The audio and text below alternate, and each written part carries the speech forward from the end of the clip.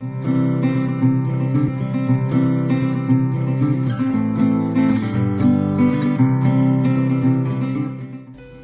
I'm going to lay down the poster board, and I am going to make little tick marks every ½ inch down the top and the bottom of that poster board.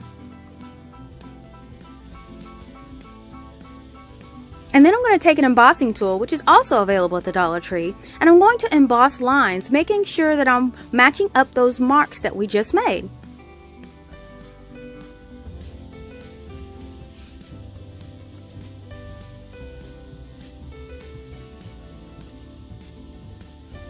Next, we're going to take this outside to paint. Now, I will be using this Brilliant Aluminum Spray Paint by Krylon.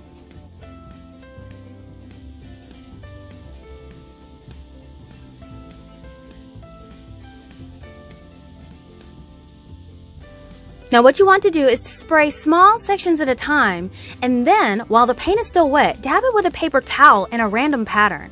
This will create a textured look similar to galvanized metal. You want to repeat this for the entire board.